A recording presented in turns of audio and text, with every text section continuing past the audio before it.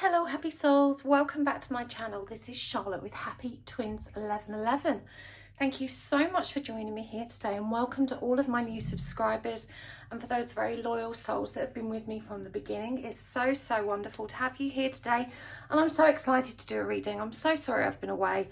I've been going through some just really weird growth spurts is the only way I can describe it, and you guys know I've never kept much of a schedule with my uploads.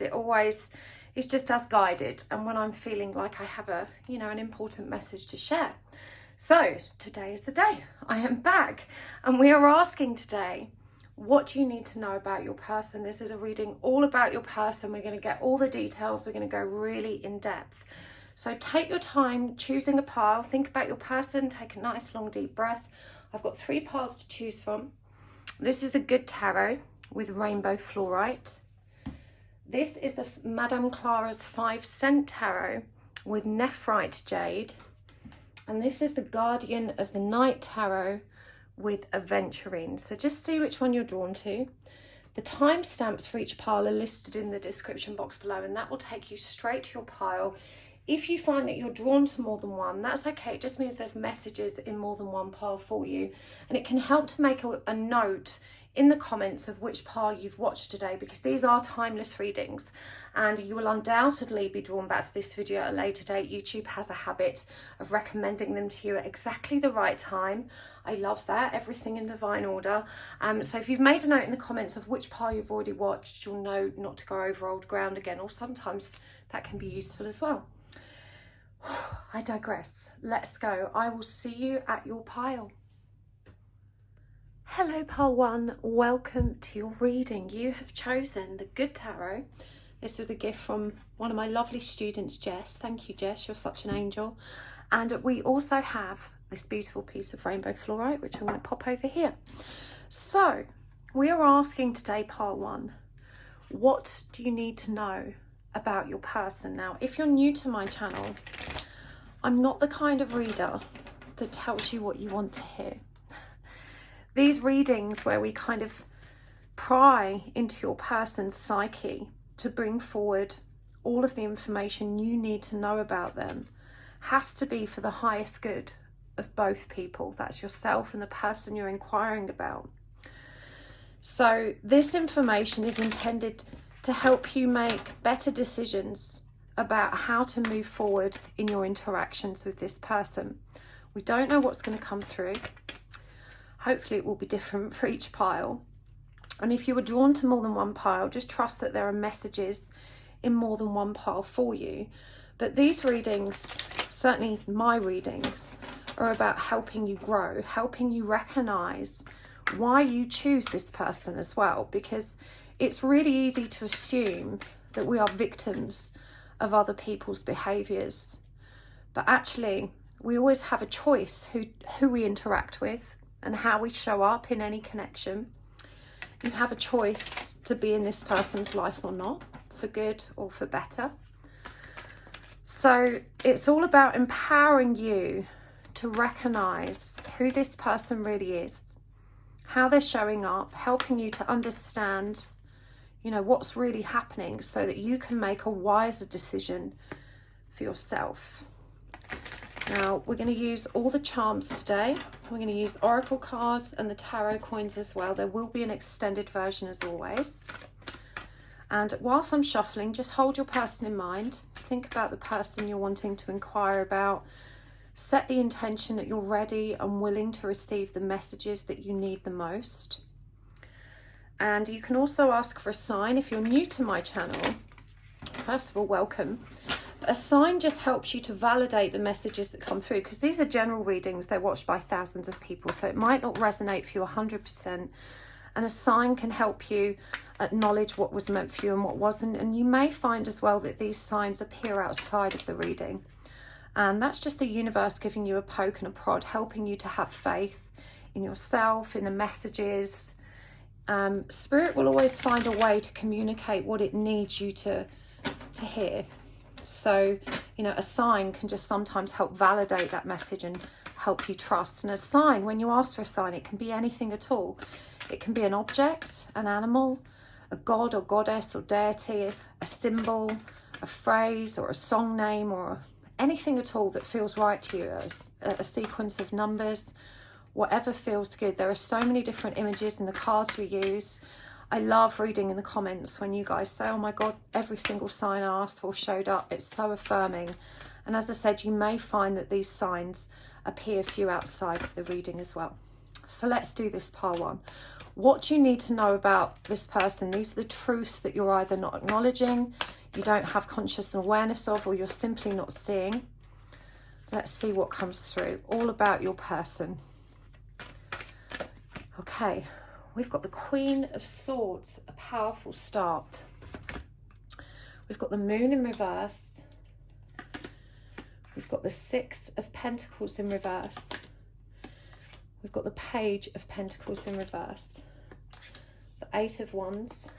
The Two of Cups in reverse. The Five of Cups. And the Ace of Swords in reverse. Let's get some more oracle cards out since we can fit some. I'm just going to move these over slightly to make more space. This is such a beautiful deck.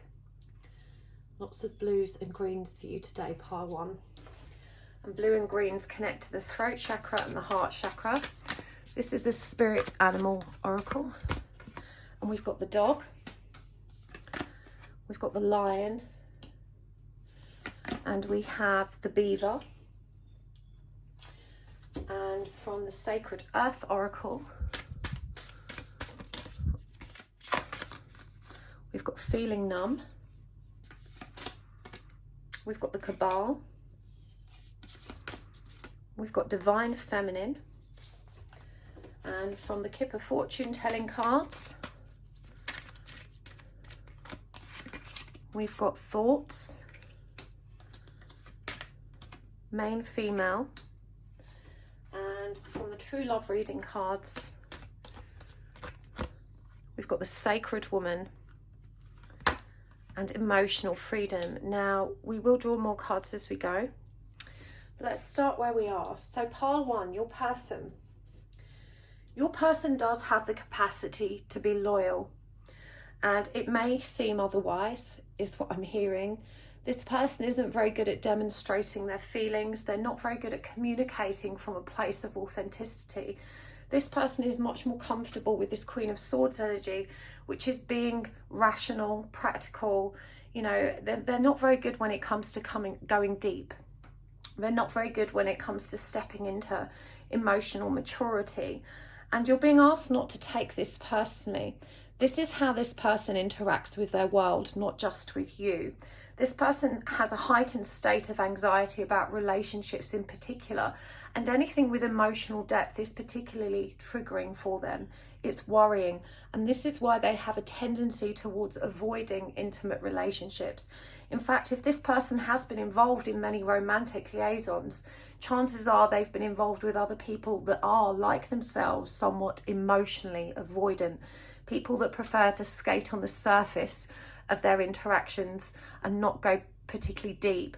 Now, this may feel like they're not keen on getting to know you and hearing about your personal life and experiences, but it's more of the case that they're simply not comfortable going there for themselves, and so they tend to avoid these kind of topics. Now, when the Six of Pentacles comes up in reverse, this person simply isn't comfortable with emotional reciprocity. They don't know how to open up. It doesn't feel safe for them to do that. They don't know how to navigate their own emotions. And because they're not capable of getting to know themselves, they probably are not very capable of getting to know you at an emotional level. This person here with the Five of Cups is still contending with a tremendous amount of grief and trauma from their past. And this is what caused their heart to shut down and reject anything with emotional value. We've also got the Page of Pentacles in reverse, clarified by the Ace of Swords in reverse. And again, this is someone that doesn't know how to step into their truth. They're still dealing with a great deal of inner child pain.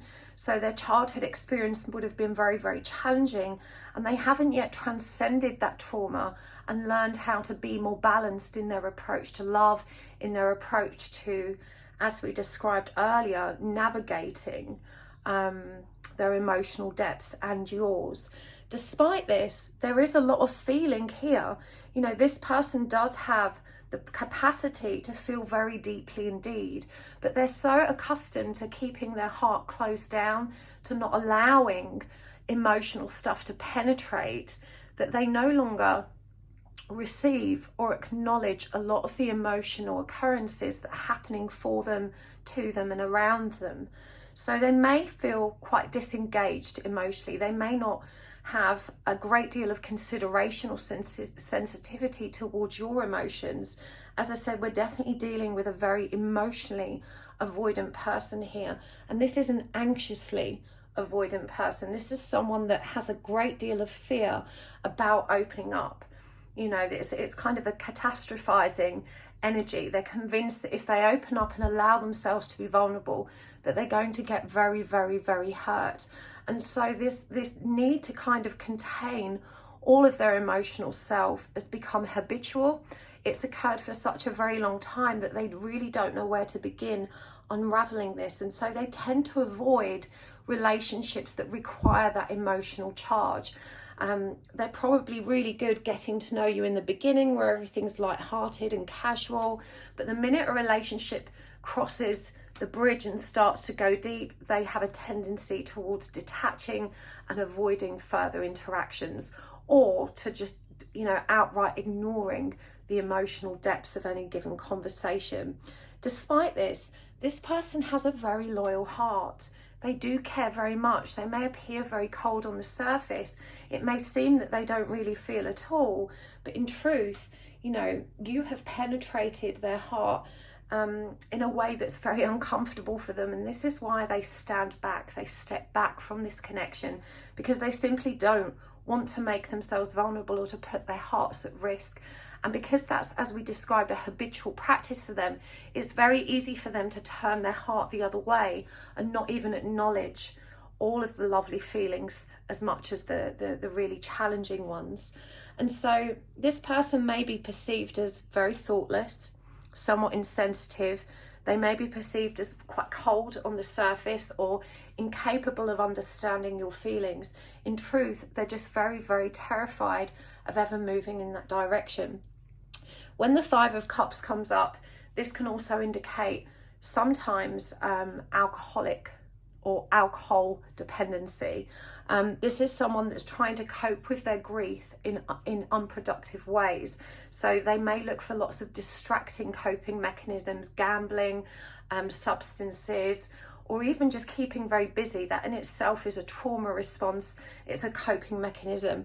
And this is why this person is quite unavailable, not just emotionally, but actually their time is often spent trying to distract themselves from the very pressing concerns of their heart. And they've gotten really good at doing this. Now I'm hearing this connection with you two initially got off to a lovely start, but it very quickly moved to those deeper levels. And this is where that person got triggered and probably ran, stepped back, and you haven't been able to recapture the magic that you experienced in the beginning. But in the beginning, it felt safe. And so this person just needs a little bit more time. And I'm hearing that you labour under the belief that, you know, when you meet someone and you feel that spark, you just know, and you're very comfortable with that knowing. You're very happy to proceed in a vulnerable way because you have confidence in your ability to love, to give love, to receive love, and to cope when love is removed. You know, you are coming at this from a much healthier perspective.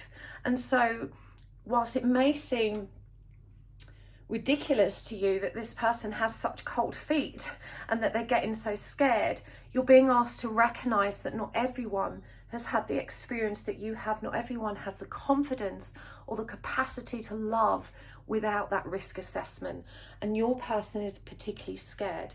What's really positive about this is that Spirit is just saying, please just give this time. You know, you are on a sacred journey. We've got sacred woman here in emotional freedom. You've worked really hard to develop the strength, fortitude, and skills to allow you to navigate your own experience in a very profound and emotionally deep way. But you're being asked to consider that it wasn't always that way for you, that you had to learn so much and experience so much to arrive at where you are now. And this person simply isn't where you're at, but that doesn't mean that they can't be. We've got Beaver spirit here, which is about community, it's about hard work. It's described here as laying a solid foundation, and it's also a number 6 card. 6 is the energy of unconditional love. You know, love without expectation, loving for the sake of loving. And we can only really step into that energy when we already have enough love for ourselves. You know, the easiest analogy to help describe this is when you have a full plate of food, you have enough to share. When your plate is empty and there's only crumbs, you couldn't possibly give of what's on your plate, because you need those crumbs for your own sustenance. And so unconditional love is only really possible when you have a full love tank for yourself, when you're loving yourself in a way that empowers you to give love to others in a, you know, from the infinite source of unconditional love within yourself. So this is asking you to stand firm, to trust that as time moves forward, even though it seems like slow and painful progress, you are building a solid foundation with this person. They are learning to trust you. You're guided to be generous of spirit and to be loyal to what you love.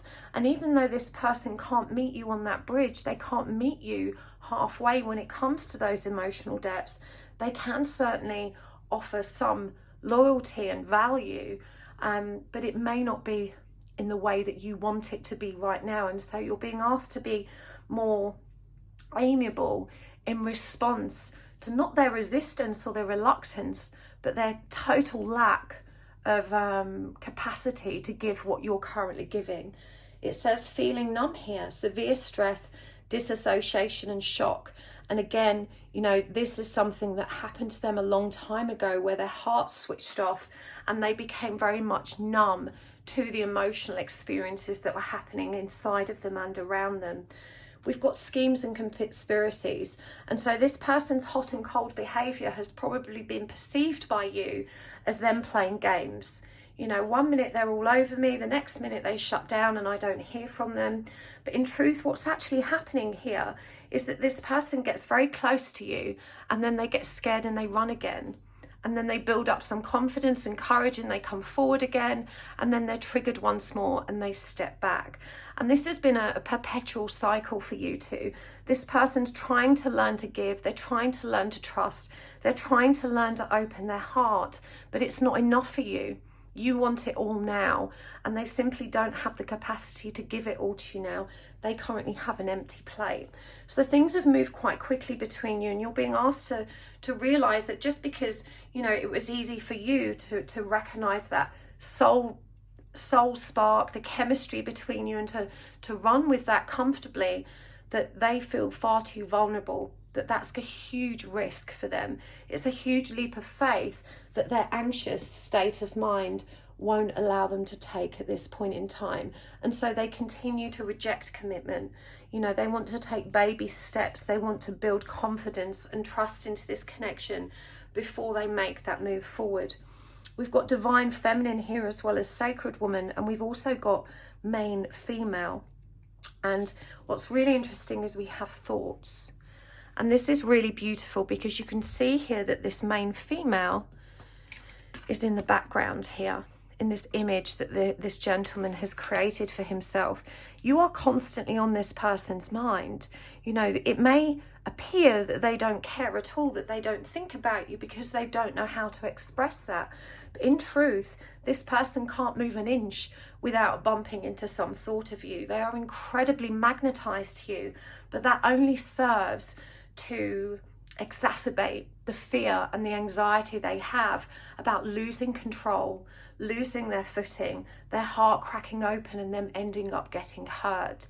And, you know, to your mind, that doesn't seem like a very masculine or brave way to be. You may perceive them as weak, you may perceive them as foolhardy, you may have told yourself that they're simply not good enough for you, and you're being asked to recognize that it's not wise to judge. Instead, you need to step into understanding and compassion and recognize that this person isn't built like you, and they just don't have the same level of emotional freedom. They don't have the toolkit to allow them to step into the energy that you require of them, and that's okay.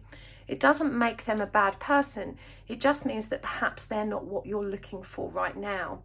And I understand your frustration, because in every other respect, you believe they are what you're looking for, and you're very frustrated, and you just want them to kind of open up, to step into a mature, committed relationship, and for everything to be okay. But you're being asked to recognize how challenging that is for some people, certainly for this person, that not everyone functions in the way that you do. And rather than judge them and castigate them and, you know, have all of these very harsh beliefs about the kind of person they are, it's wise to recognize that underneath all of that coldness, there is a very, very broken heart. And as I said, definitely a great deal of childhood trauma that means this person is very far removed from the truth of who they are. They haven't yet had therapy or taken the time to explore their true selves and to come to terms with their own vulnerabilities. They go to great lengths to avoid deep and emotional interactions, intimate interactions. You know, they prefer to be engaged with relationships where they can skate on the surface of it and never go deep. And you're asking for more of them, and that's okay. That's what you feel that you need or want. There's nothing wrong with that. But it's important to recognize that at this stage in your connection, this person's abilities aren't compatible with your needs. That doesn't mean that they won't be in the future. It's just an indicator of where they are at now on their journey. So let's see what else is coming through. So we've got Queen of Wands. We've got the Knight of Pentacles in reverse. We've got the Hanged Man. And we've got the Fool. I'm going to get some wisdom of the Oracle cards as well. Truth be told, blessed, here and now, and serendipity. Okay. So, this person feels that spark that exists between you. They feel it very powerfully, which is why they are continuing to move back into your zone of awareness. The challenge for them is staying there, allowing that mask to slip so that they can show you what's on the inside. And each time they take a baby step towards this, the fear grips them and the mask is replaced, and they revert to these old patterns of behavior that probably don't serve them and certainly don't serve this connection. But there's a lot of wisdom contained in this experience if you can be patient and recognize what's happening here. They see your spiritual depths and they're very moved. They're profoundly moved by your wisdom. They love hearing about how you've transformed yourself and how you've transformed your perception of love.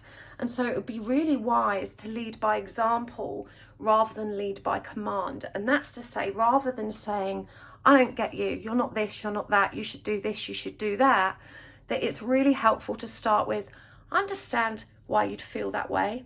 What I found is, and then just share your experience. You know, then they can be inspired about it in their own time rather than feeling that pressure or obligation to try and live up to some kind of expectation that you have of them. When you tell them they should do this and they should do that, or they shouldn't do this, what you're essentially telling them is they're wrong. And I defy anyone to tell a victim of trauma that they're wrong for shutting their heart down. It's simply not fair. Everyone opens up again at their own pace. We all have such unique experiences of pain and such unique reactions to it, and none of us are wrong. And so it's really important, again, to push judgment aside and to try and understand how this might be for them. And the difficulty there is because you want to be understood. You know, you perceive their lack of ability to do what you do as a weakness. But they feel that. They feel the energy of that, and it's not constructive or conducive to this relationship being balanced and harmonious. They simply don't know what to do. And again, we had the Page of Pentacles in reverse here. These are both very grounded, practical energies. And because this requires more emotional skills from them. They don't have a practical solution, and so they end up feeling very stuck and being unsure about how to move this connection forward. If this person could wave a magic wand and become the person you need and want them to be, they would. But of course, if only life were that simple. This connection is definitely a blessing. You're learning so much through one another and from one another, and you genuinely have changed this person's perspective. You know, they are now reflecting on their past. They're now reflecting on how a door is opening and inviting them to live in a new and more authentic way. Serendipity is a beautiful card to come out, and it really intrigues me that this is a number 18, the same number as the moon. You know, the moon is all about fear and uncertainty and disillusionment, but it's also about our intuition. You know, when we follow the light of the moon, we can't quite see where we're going. We can only see a few steps ahead.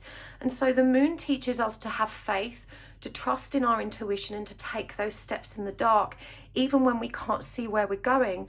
And with the Fool coming up here, and this lovely card of serendipity that also connects to that moon energy, I do think that your person has already passed the point of no return with you. Every day they're taking that leap of faith towards you. That's what you're being called to recognize, because often you only see the steps they take back. And so Spirit's asking you to slow down and to recognize the baby steps they are taking forward and how this situation continues to improve. The challenge here is not their inability to move forward, it's your impatience. It's your inability to lovingly allow them to move at a pace that feels safe and comfortable for them. When you apply pressure, obligation and expectation, it only serves to put the brakes on the whole situation, because that's something that they feel very intensely, and it triggers all the wrong kind of reactions within them: fear, anxiety, risk, vulnerability. You know, whereas when you step back and lovingly allow this person a space to express themselves in a way that feels safe and good to them, you're essentially giving them permission and making it okay for them to be themselves, to show up in the way that they can. And again, I do think this person continues to show up. They may not be showing up how you want them to, but they're showing up with everything they have, and they're trying their very hardest. I really believe that. Lion guards you against being too proud as well. You know, we must remember that the image of the lion in the Strength card in tarot, it features a woman holding open the mouth of the lion, of the beast, not with force and not with aggression, but with compassion. She shows so much love and so much compassion that the lion willingly opens its mouth and surrenders to her, allows itself to be vulnerable to her. And so there's a very powerful message there for you to remember that you get what you want from this person, not through applying force, aggression, frustration, resentment, anger, expectation, commands. You know, you get what you want by lovingly allowing them to feel vulnerable, by giving them a safe space in which they can express themselves as and when they're ready, because the love is here. You know, they see you, they see your divinity. You know, we've got male and female here. There is no one else on this person's mind, but they don't have access to the emotional freedom that you do. Now, owl spirit has shown up multiple times in this reading for you. You've also got the Pegasus here, bison as well. There's a rabbit down here, which is also a symbol of vulnerability. So, you know, all of these signs point towards trusting and recognizing that you were able to conquer that fearful heart, and that they will too, but they do need a bit more time. Again, this connection is a blessing. This is a 2-2 card as well, which demonstrates that this connection was intended to lead you both from duality back to unity. Now, duality is that perception we have of ourselves as separate. You know, when we come from spirit and we're born into these bodies, these human forms, this vessel that carries us through our earthly experience, we're suddenly made separate. We've gone from unity consciousness to being placed inside our own body and being made to feel separate from everything and all that is. Awakening is the process of finding your way back to unity, despite that physical separateness, which is just part of the earthly experience. And so your person has to find that within them as you're discovering it within yourself. And that's when they can start to climb mountains with you. I do feel very positive about the future of this connection, but I think it's important to notice and for you to accept that it isn't going to move at the rapid fire pace that you want it to. And there is a message here about time, because you think you're running out of time. And Spirit asks you, why are you rushing? Everything is as it's meant to be. Everything is in divine order. There is no rush. You do have plenty of time. It's your frustration and impatience that creates this perception that it's anything otherwise. So just to slow down and accept and enjoy each moment as it is. There is such a beautiful magic that exists between you two that's very, very powerful, but you just need to give yourselves time to allow it to unfold in the way that it was meant to, and to recognize that your person is actually doing their very best. Commitment, luminosity, the garden, abundance, maturity, and the divine masculine. Isn't that powerful? So commitment is a beautiful card to come through for you. It's very reassuring. There is a very stable future available to you and this person, if only you're prepared to step into that loving patience. Now, the garden is such a powerful card to come up when we're talking about patience. Think about what happens when you plant a seed. You don't keep digging it up every 5 minutes to check on its progress. You trust that it's just going to keep growing, and you're able to sit back and observe its growth and appreciate it, and, you know, express wonder for each stage of that process. At no point do you approach that seed and say, you dumb seed, hurry up, you're growing too slowly, why aren't you bearing fruit yet? You know, there's an energy of acceptance because we understand nature's cycles, and the garden really is a beautiful metaphor for life.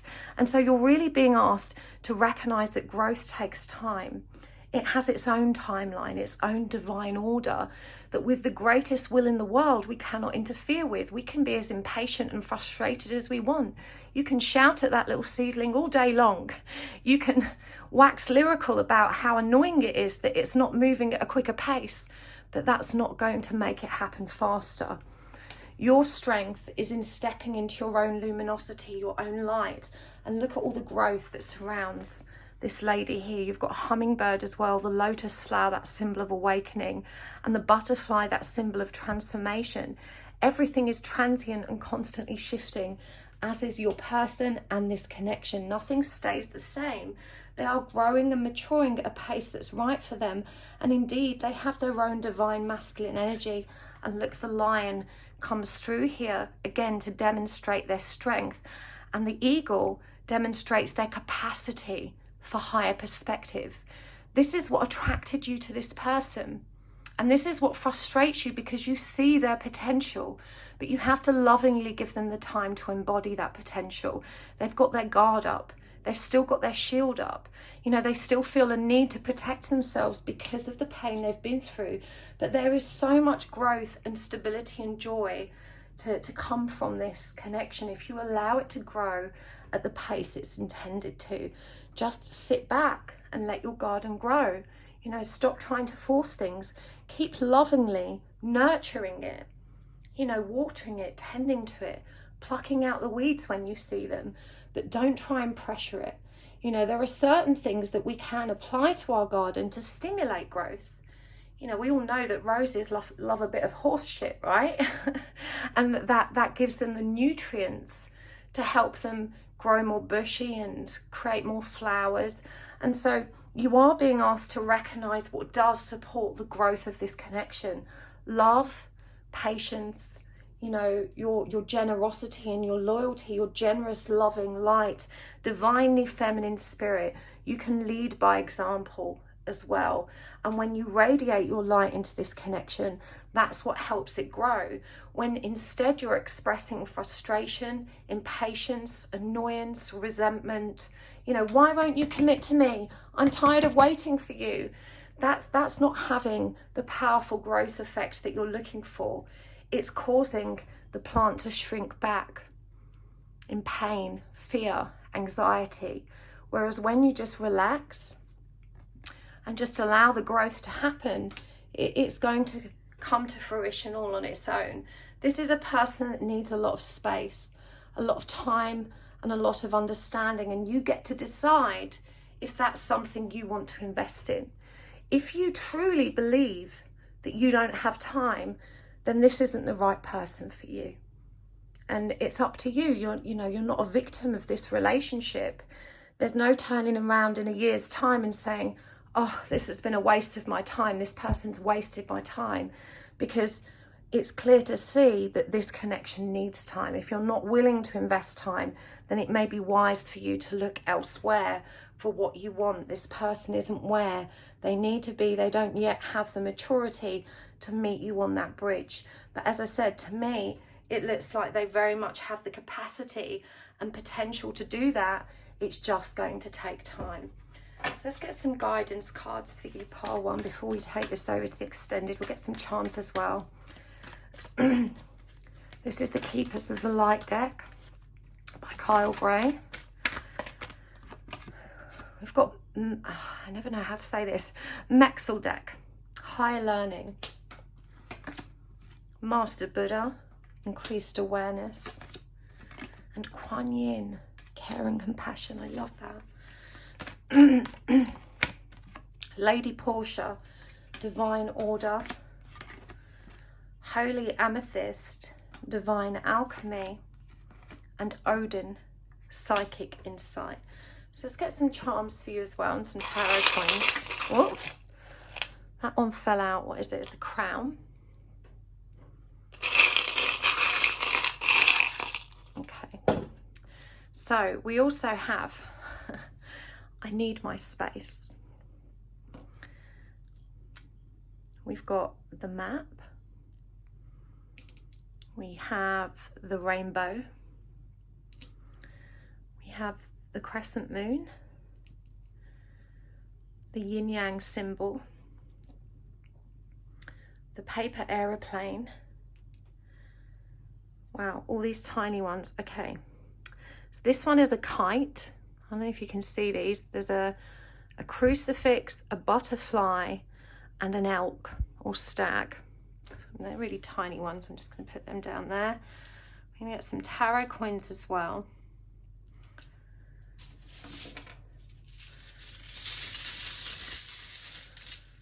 Okay, there's 4 there. I meant to get 3, but 4 will do. We've got the Tower,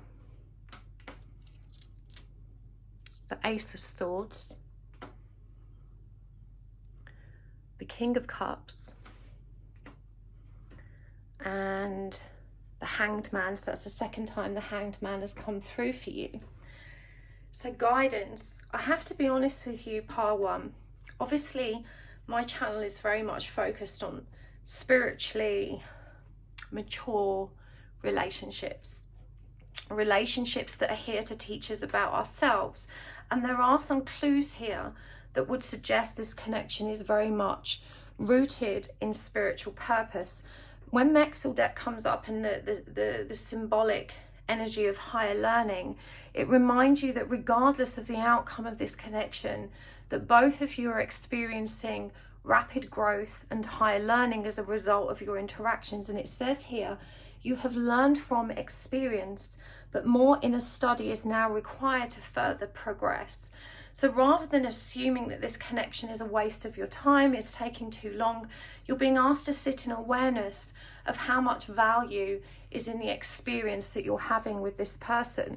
And we've got the yin yang symbol here as well, which is also about our light and dark aspects and also duality. So when this comes up for me, this is a very strong indicator of a twin flame connection.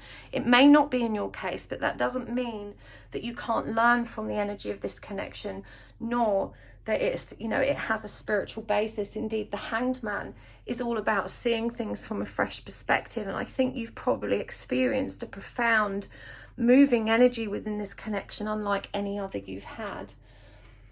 The King of Cups is very revealing because this is the energy of Scorpio, And Scorpio actually has the potential to feel very, very deeply, but it's also very secretive. It's very mysterious energy. It doesn't give its game away easily. And so this again is very affirming. It reminds you that your person has this potential, this huge capacity for loving expression, but that right now they don't feel safe enough or confident enough to bring that forward. But you're being asked also to recognize that someone's capacity for suffering and pain is in direct proportion to their capacity to love. So the fact that your person's been through all of this grief and pain, even though it's had the very unpleasant side effect of causing their heart to shut down, it also empowers them to understand love in a much more meaningful way. I do believe that the mask will come off. This is the Tower, the crumbling away of what doesn't serve you, the dissolution of the ego, and the truth coming forward, authenticity being brought to life. And we have Master Buddha here. Deep connection, trust your inner voice, increased awareness. This connection has triggered you both to grow spiritually, and I do think it's a very meaningful experience regardless of what outcome is likely to occur. Kuan Yin, care and compassion. So this is what we spoke about, lovingly nurturing your garden, recognizing with a compassionate heart the pride and fear in that lion's spirit. Choose to be love. Do what is right for everyone involved. Offer a helping hand. So, you need to be very careful about how you try and help this person. Again, it doesn't serve them or you to go in guns blazing, telling them do this, do that, do this, do that. Instead, again, you're reminded to lead by example and to trust in divine order. Do what you feel is right. An important lesson is unfolding. Trust in the divine flow, in the divine plan. So much purple coming through here. There's a great deal of spiritual awareness unfolding as a result of this connection. Indeed, we've got divine alchemy. Move beyond current challenges. Focus on what you desire. Now, your longing for another person is rooted in a longing for love. And when we long for love outside of ourselves, that reveals a self-love deficit on the inside. Because truth be told, when we love ourselves enough, we no longer feel impatient or annoyed at the lack of giving from others. We're able to lovingly accept and offer care and compassion for where they're at on their journey. So this also reveals that your own impatience and your frustration, rather than focusing on them and them being the root of that, recognize that there's a part within yourself that still isn't whole, that needs to be nurtured with more love. Psychic insight, your third eye is open. See truth for what it is and follow your intuition. So again, you're being guided back to yourself, back to your own inner wisdom. And we have the crown here, which again is symbolic of that psychic unfolding. This person needs space. They're always going to need space as they navigate this process, and you need to learn not to take it personally. You need to recognize that we all have different needs around how we give ourselves the time and space to reflect, to recover, to regenerate ourselves. We're not all made equal, and your desire to have them behave in certain ways, again, you need to be more respectful of people's differences and not take it so personally. It may be very triggering for you when this person says, I can't see you this week, because you think, well, when I care about someone, I want to spend all of my time with them. But it is possible to care about someone and not need to spend all your time with them. Again, we all have a different way of being, and you're being guided not to take it so personally. I do believe that even though you may be going in slightly different directions, you are heading towards the same goal, which is an opening and balancing of the heart chakra. So you've got to trust your own intuition, but also allow them to trust theirs and move at a pace which feels good to them. The rainbow is a beautiful symbol of optimism and wish fulfillment. For me, this is a very positive sign to come through for your connection. And when we get the little paper aeroplane, especially because there's a little tiny heart on it there, I do get the impression that you will receive some positive movement. It may be small and seemingly insignificant, but this person's constantly unfolding and opening up in small ways if you're patient enough to allow it to do so. The kite. It's such an interesting one. I don't know if it's coming into focus. It's such a tiny kite. All I can think of when that comes through is that Mary Poppins storyline, Let's Go Fly a Kite. And of course, at the very end of the movie, their father realizes what's important. He puts down his tools and his career, and he takes the children to the park to fly the kite. So, you know, for me, this is about allowing time and space for this nurturing energy to unfold, to trust in the metamorphosis and strength of this connection. And again, we have a nod towards the divine energy that's connected within it. You know, keep praying, keep manifesting more love, more abundance, and recognizing you have more power over your own journey than you give yourself credit for, and that your happiness does not necessarily rely on the progress of someone else, you know, your person. Whew, so I really hope that was helpful for you, pile one. I'm going to take this over to the extended now. If this resonated and you'd like to join me over there, you can find the link down below. We're going to go deeper with your person. We're going to get some message cards from them, have a look at how they're feeling, what their intentions are, what you can expect next. But thank you so much for joining me here. Please do let me know down below in the comments if this resonated for you or if it was helpful. I love to hear your feedback. And also a very special thank you just for being here today. I really appreciate you guys. Thank you for hitting the like button. Thank you for subscribing, and thank you so much for watching my adverts. That really does help my channel to keep ticking over. I appreciate it so, so much. I will see you next time. Lots of love. Bye. Hello, pile 2. Welcome to your reading. You have chosen Madame Clara's 5-cent tarot and this lovely piece of nephrite jade. And we are asking today all about your person. Hold on, those cards aren't meant to be in there. Sorry, these are bonus cards, you can see, because they've got white sides. Anyway, let's do this. So, all about your person. We're tapping into their higher self to bring forward all the messages that you need the most. So just take a nice long deep breath, hold your person in mind, set the intention that you're ready to receive the messages you need the most. And you know, this isn't all about love and romance, although of course that is important. This is really about enhancing your existing awareness so you can make better decisions about how to move forward in whatever given situation you find yourself in with this person. These are the things that perhaps you don't yet know. Perhaps they lie below your conscious awareness. So it's all about bringing what you need to know into the light. Now, you can also ask for a sign. If you're new to my channel, a sign just helps you validate the messages that come forward. Obviously, these are general readings. They're watched by thousands of people. It won't resonate 100%, but asking for a sign can help you to trust the messages that come through. And you may notice that the sign you ask for pops up in other areas of your life as well.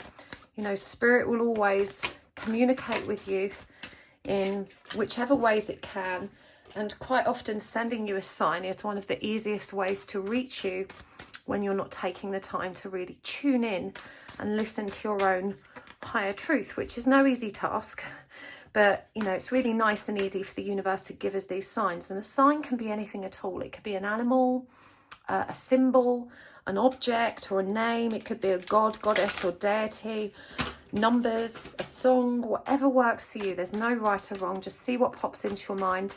Let the universe know what your sign is. You can just think it to yourself in your mind. Spirit is always listening.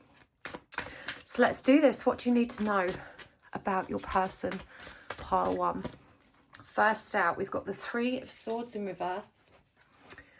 We've got the 9 of Cups in reverse. The 5 of Cups. And the Knight of Wands in reverse. Clarifying, we have Death in reverse. 8 of Cups in reverse. Judgment. And the Knight of Cups in reverse. So let's get some more cards as well. I'm going to start with the animal spirit, or the spirit animal oracle, I should say. If you're interested in what decks I'm using, I do always list them in the description box below. I'm not going to keep them because that's too many. I'm going to shuffle them back in. Okay, that came out, actually fell out anyway. That was one of the ones that fell out. So you obviously needed chameleon spirit.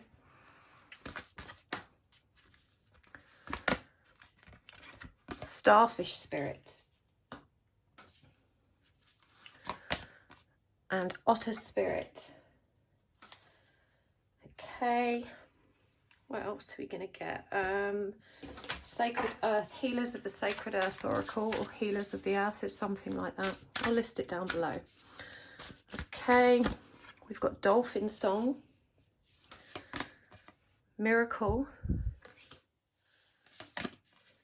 Seer of Souls, and Magic Beanstalk. And from the True Love reading cards, we've got Inner Peace, Intimacy, and Soulmates. Okay, so what do you need to know about this person, pile 2? Just tapping into the signs here, because I know that these cards, probably at a distance, you can't see everything that's in them. We've got peacock energy here. We've got the horse. Randomly, we've got teacups, and I believe that to be some kind of insect. Maybe a bee hidden under that umbrella. We've got another horse. We've got raven energy. We have an hourglass, shells. We've got the hermit crab, butterflies and caterpillars. And we have fish, jellyfish, seahorse there as well. So lots of horses coming through for you in addition to the other animals that have showed up. More butterflies here. Lots of planets as well. So we will draw more cards as we go. We're going to be using the oracle cards and the charms and the tarot coins as well. And there will be an extended reading today if this resonates. But let's start with what we already have out on the table. So the energy I'm getting from your person straight off the bat is very needy. This person is very insecure. Now, when we have, should we say, some kind of childhood trauma that pertains to fear of rejection, abandonment, those kind of insecurities are usually born of a lack of adequate emotional support in our youth. It goes one of two ways. Some of us develop an emotional avoidance, intimacy avoidance. Others develop an anxious attachment. And your person is definitely of the anxiously attached variety. When we have the Three of Swords coming up in reverse as the first card's out, this shows me that this person has a lot of unresolved heartbreak that they have yet to transcend. In fact, death in reverse here is actually labelled as stagnation and resistance. And this person is very, shall we say, reluctant to recognising or holding awareness of their own dysfunctional behavioural patterns. They may be very keen to keep you close. They constantly need you to be in touch. They get very triggered if they see you talking to someone that they perceive as more attractive than them. They could be very jealous and quite possessive. This person doesn't necessarily have great boundaries or respect your need for time and space. They're in constant need of your attention and reassurance because they are so very much afraid of losing you. Despite this, this person does have a tendency to blow hot and cold, and this is born of their desire to stay in control. We've got the Nine of Cups here in reverse again, which really demonstrates that very weak sense of self. This person doesn't have a firm foundation of self-esteem, and so they validate themselves by using their voice to seek approval, by impressing upon others their experience, their skills, their attributes, and they need other people to recognize, approve of, and validate them verbally, both through social media. You know, this person may present as quite the performer or the comedian or be very charismatic, and it's all born of this desire to get attention and approval from their external reality. It's not necessarily ill-dignified, but it does lead them towards overindulgence, and materialism is referenced here as well. You know, they need to be seen in the right way. They need to impress upon people who they are so that they can feel good about themselves. We've also got avoidance here with the Eight of Cups in reverse. And again, this person has very little awareness of how their own behaviours impact others. And that seems to defy their very extreme sensitivity. In fact, there's a lot of double standards with this person. It's probably one rule for them and a completely different rule for you. You know, this is a sort of person that says, do not ignore my text messages, but is quite happy to ignore yours. So they really do need a lot of reassurance, you know, and here indicated is that fear of loss and walking away. And again, this is why this person does kind of play those games of blowing hot and cold, because it helps them feel in control. They're not very mature when it comes to communicating their needs.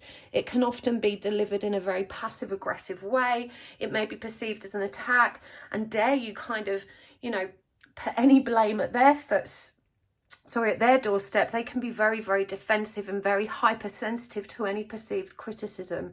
All in all, this sounds like a very irritating person. But what's really interesting about this connection is, of course, these are just shadow aspects that they struggle with. It doesn't mean that they're not a good person, or that they have the capacity or potential to be something bigger and more whole, more healthy. But this person's definitely of a negative mindset. They're very pessimistic. They feel quite hard done by. They may dwell in the energy of woe or self-pity. They're definitely the kind of person that blames others for their dysfunctional or difficult lives. You know, they have a general idea that they've been dealt a very hard hand of cards, and that they don't feel that they've obtained or received the kind of wonderful life that they believe they deserve. But there is a kind of sense of entitlement that comes with this, and a lack of accountability. This person doesn't realize that their own attitude and perspective actually creates their own reality. And because they're so determined to point the finger of blame at other people for their own situation, they miss out on the very valuable and powerful opportunity to self-reflect. So this person doesn't tend to go within very often. They're not very good at being alone. They tend to distract themselves with large groups of people. You know, they're not the sort of person that will sit at home and read a book and chill out for an evening. They have to be consumed by media, conversation, or something else outside of them. They can't be with their own thoughts, and yet they do have the capacity for very deep inner exploration, but they choose not to because they just feel too alone when they're in their energy.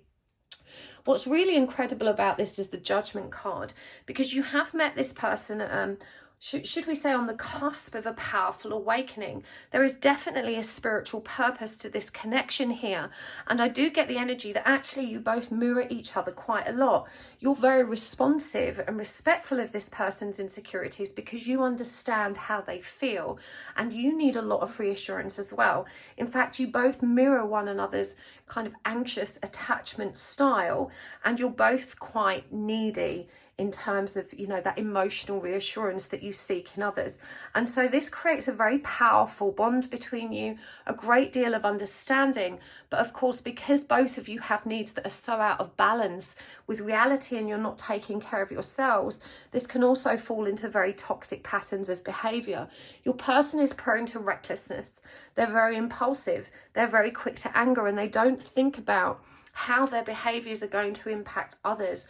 But this is very much because of the level of escapism they project out into the world, with that need to cope with their reality by keeping busy. They don't often give themselves the time to really consider how their actions do impact you or others.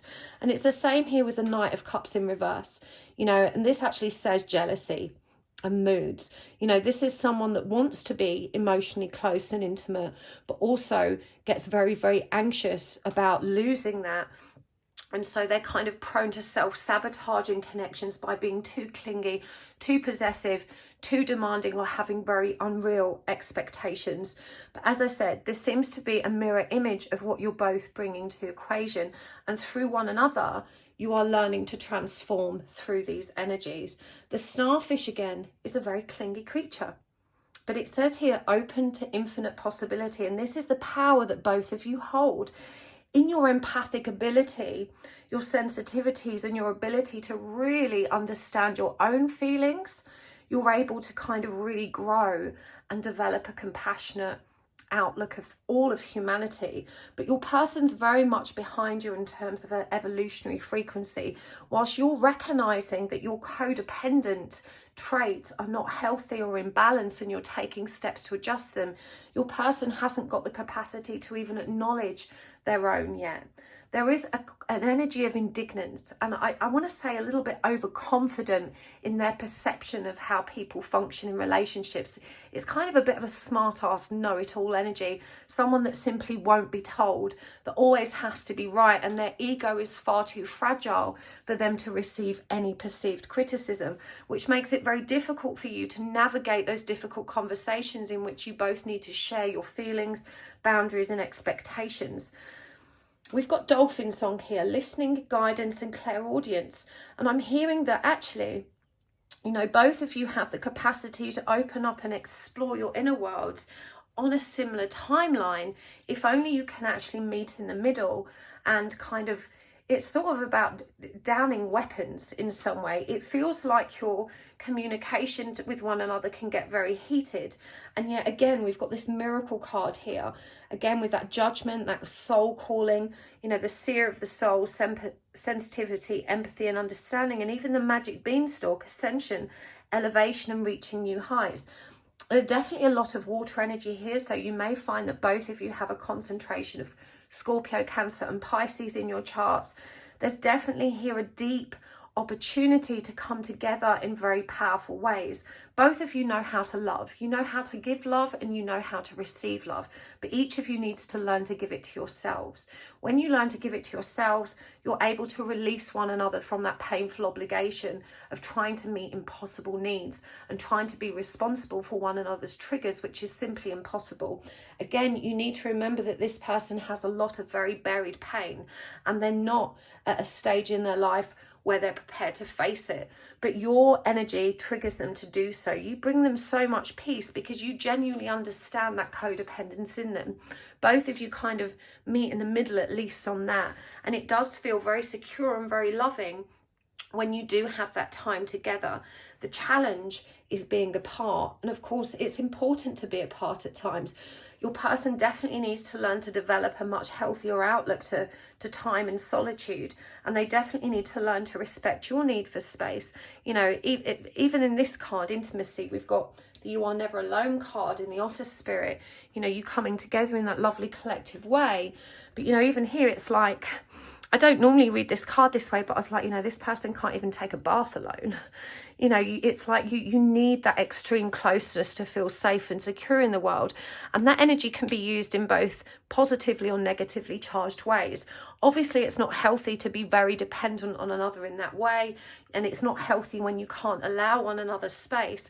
But together, because you do have such loving energies, such big hearts, there is this capacity for beautiful inner peace and growth. If you're able to open up and explore and be accountable for your own dysfunction, which again, it feels like you are doing, but your person's not quite ready for at this stage. And so it may be very frustrating dealing with them. Now, I'm hearing that you perceive your person as being quite narcissistic. And I want to counter that assumption because actually they feel far too much to be narcissistic. What you will find with your person is that they have learned narcissistic traits and behaviours. That's not to say they are narcissistic, but that they have been raised by narcissists and as a result learned some very effective narcissistic ways of getting what they want. And this is why they can often be quite demanding in relationships. And I think this really highlights the darker side of an empath. You know, someone who's exceptionally codependent and needy and deeply empathic can be just as destructive and dysfunctional as someone that's very avoidant and narcissistic. So, you know, your person definitely veers on the side of wanting to stay in control, of using emotional guilt trips and pressure to get what they want, and, you know, definitely kind of often putting their needs above your own. It's not necessarily that they don't respect or love you or value you. This is just a very negative trait that they've picked up along the way that have, you know, they've learned has worked for them, and no one has helped them reset those boundaries or understand how dysfunctional and unhealthy those patterns are. And it feels like together you have an opportunity to set that record straight and to start learning a new and healthier way of being. We've got the Emperor, the Ace of Wands, the Seven of Cups, and Strength in reverse. And I'm going to use the Kipper fortune cards as well. We've got Gift. we've got marriage, we've got main female, and we've got toil and labour. So I want to chuckle when this came through, because your person does feel a little bit work shy, and actually because they have so little control over their emotional responses and reactions, they tend to move through a lot of different jobs because they end up getting into spats or disagreements that aren't of a professional nature, or they're not able to maintain a professional disposition in all of their work dealings. And so whilst I think this person has the capacity to work hard, they need to feel emotionally reassured, secure, validated and approved of in their work environment. And of course, a lot of employers don't have the patience for that kind of emotional neediness. So it does feel like, of all your person's weaknesses, their inability to kind of hold down a job is probably a very real concern of yours. In truth, this is more connected to their self-doubt, their insecurity and their constant need for reassurance. They're probably much better spent in a role that allows them to express themselves and where they can kind of be their own boss, perhaps. Indeed, this person may have a lot of entrepreneurial flair, but we see with that Knight of Wands in reverse that they also lack the drive to do something about it. The leadership qualities are they're demonstrated here as well, with the Emperor clarified by the gift. And actually, I feel your person may have ADD or ADHD. You know, they're not very good at holding their attention on something which doesn't spark their imagination or enjoyment. And so again, you know, they need to perceive that as a gift and an opportunity to step into a role of authority or power, such as entrepreneurship or managing themselves or their own business. They definitely see this spark of potential between you two. You inspire them very much. And this is clarified by the marriage card, which I think really communicates how committed they are to the idea of this connection. But they do worry that it's wishful thinking. They get concerned that now that they've found their main female, or their main person, the leading person in their life, that they could lose them. And so it triggers all of that fear of loss, all of those very painful feelings or emotions that feel like a risk of rejection or abandonment, and they start to cling on too tightly, and that in itself starts to create cracks within the relationship. Again, this person is a victim of their own kind of pessimism, of their own fears, because they hold on so very tightly that it becomes unsustainable to continue. And I'm guessing this is kind of what you're finding at this stage in your connection. But you know, this person does have a big heart, but they definitely need to grow up and take responsibility for themselves, their own actions. There's kind of a Cancerian quality here, and I want you to think of Cancer as the crab and the type of creature a crab actually is. You know, it's got that really tough exterior and those pincers. It's very defensive, but a very soft, gooey center. So, you know, they may come across as very hard-faced or headstrong. They may be very unyielding when it comes to criticism or kind of constructive feedback, but it does actually penetrate even if they don't let on. And so the key is with this person to find very non-inflammatory ways to communicate your needs. You know, rather than saying, you really pissed me off or you did this wrong, it would be really helpful to explain it in terms of, when this happened between us, this is how it made me feel. Is there a way that we can both overcome this particular issue, or is there a way we can do it differently in future? You know, you can see that's approaching a situation without attacking them, and this person needs that. They are hypersensitive to criticism, and I do believe that's in their kind of crabby nature. That's something that may not change. It's part of their disposition or their personality. And so, you know, to get the best out of this situation, you're going to have to learn, you know, more proficient or productive ways of communicating with them as well. Obviously, we can all change and become accountable for ourselves to a point. And certainly as this person grows and starts to transcend their own ego, they will be much more receptive to working with and acknowledging their own shadow aspects. But when someone's very deeply insecure, such conversations can be exceptionally triggering. And at this stage in your journey with this person, there's a need to hold awareness of how they receive such information, how painful that can be for them. It doesn't mean that you shouldn't express yourself or your concerns or your grudges, but it does mean that you will probably need to work a bit harder with this person to express them in a way that is actually conducive to it being resolved. You know, it's easy enough to say, well, they should say this or they should receive it like that, or any decent person would, but we're all very different, and there is a need to recognize that, you know, not everyone has a good ear for criticism. Okay, we've got the law of balance, divine masculine, keeping secrets, got horse energy there again, and safe in your bubble. Now, your person keeps secrets because this helps them stay in control. They're also very fearful that if they shared certain things with you, then perhaps your interest in them might wane. You may perceive them in a bad light. And so they definitely keep a lot of information under their hat, which to you may seem like a betrayal. But again, this is part of that codependent nature, and you're both being asked to recognize that it's okay to keep secrets. We're allowed to have our private thoughts, and we're allowed to, you know, reveal things about ourselves or not.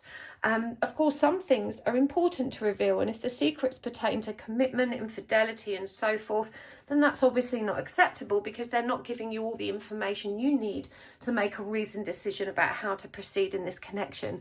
But you also need to be very mindful of what you demand from one another in terms of confidentiality. This is definitely something that's showing up as an issue here. We've got safe, protected and sheltered.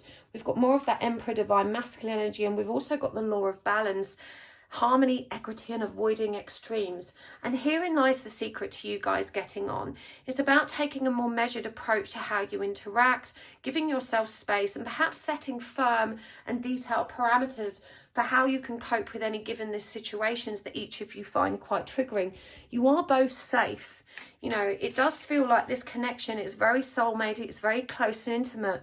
You know, you are both safe, even though you don't feel safe, but you're both being asked to reflect on the idea that, you know, your insecurities were born of your experiences prior to meeting one another. It's natural that you wouldn't trust one another because of what came before, but you really need to learn to judge one another on the present, the here and the now. And also, there's a message coming through here about honesty. It takes two people to allow honesty to bloom. You know, it's all well and good saying, well, you should have told me that. But usually the reason we're not honest with a person is because we don't feel safe being honest. We're terribly afraid of the reaction, the repercussions. We don't always trust the person to receive the information with a pure and open heart. And so, you know, it does take two people to cultivate an energy of honesty and trust. In order to be honest with someone, we have to be able to trust that they're going to receive that information from a harmonious and balanced place, and we can avoid those extremes. You know, if we think, well, if I tell this person this, they're going to absolutely explode and it's going to create loads of drama, that's going to create loads of anxiety around that kind of expression. And so quite often we hold back, not because we don't want to be honest, but because we're afraid to be honest. And that's an important consideration for you in this connection as well. We've got forest of fire, sacred smoke, and higher learning. So this connection to this person is definitely teaching you both a lot. It says here, clearing the air, purging negativity and prayer. The inner peace card has already come up. And we've got forest of fire, flashes of inspiration. You two both have an interest in kind of occult, holistic, and what I would describe as woo-woo or spiritual topics. And you need to indulge that together and practice together, because a lot of magic is going to kind of bubble to the surface when each of you does that. And it's something that you can share and grow in together. And I'm hearing that once you turn your hands towards studying and transforming together without judgment, just with compassion and patience, that you two are going to make some really beautiful, beautiful progress in this connection. Let's use some wisdom of the oracle cards as well. We've got round and round, the tribe, milk and honey, regeneration, yin, bearing in mind we've already had yang out, and the thinker. So you may find that there's a repeating cycle of jealousy, possessiveness, pulling apart, pulling back together. And, you know, Spirit is saying you will continue to cycle through these same lessons and experiences until you regenerate and ground the lessons that are being presented. You may need to seek external support in order to do that. And if you are in a long-term committed relationship, at this stage, couples therapy would be really advantageous for you. If not that, it will really help both of you to kind of get involved in a collective or community-oriented spiritual class, or, you know, something where you can both make friends together that actually have a higher purpose, or a more strategic reason for coming together, other than just partying and kind of, you know, not being focused on anything apart from being distracted. This being the divine feminine card coming through here, and this bowl of water overflowing being presented, it feels to me like this is also the number of the high priestess. She's the one with that energy that's receptive, you know, to emotional transformation, intuitive hits. You might be the one that needs to lead this and kind of gently prod your person in that direction. You two have the capacity to create so much abundance together. You know, Milk and Honey really does talk about having everything you need and want, absolute comfort. Even the rainbow here is a beautiful symbol of optimism. But this is a number 51 card, 5 being the number of high learning, 1 being the number of unity. And I think that's powerfully symbolic of what you two are actually here to do, to learn about self-love as individuals, whilst combining all of that powerful learning to do some greater good in the world. You know, that you're both big thinkers. And if you could share what you think and what you feel without being so personally triggered by the other person's perspective, you would get a lot more value from your experiences. It feels like sometimes you have to kind of dim your own light to fit in with this person. They're so afraid of you becoming more successful than them, or so successful that they no longer remain an enticing prospect, and that you may start looking for someone better. Again, so much interference here because of those insecurities that each of you suffer from. But as I said, it feels particularly strong in your person. You know, they may not always give you the room and the space to grow and to be your best self, because they find that a threat to your relationship or a threat to your future. You really need to command that time and space for yourself. You know, you have to love yourself first and continue to not fight, but find a healthier balance or compromise with these kind of issues within your connection. You know, both of you can get far too wrapped up in one another and dim your own light in order to appease the other. And that's really not an act of self-love or an act of self-care. It's kind of both of you bowing down to the other's anxious attachment or codependence. So let's get some guidance cards here for you as well. We can get some charms and tarot coins before we take this over to the extended. So this is the Keepers of the Light deck. We've got Lady Portia, Divine Order. We've got Dwal Call, Dharma Unfolding. We've got Horus, Cosmic Gateway. Holy Amethyst, Divine Alchemy. Charity, Prayer and Contemplation. One more. Joan of Arc, Voice of Truth. And from the charm bowl,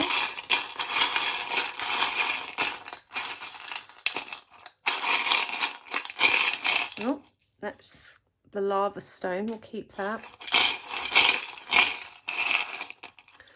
Okay, let's see what we've got here. We have got P.S. I love you. Perhaps a creator or content creator connection there with the Photoshop symbol. We've got the White Rabbit. We've got the Losers Club.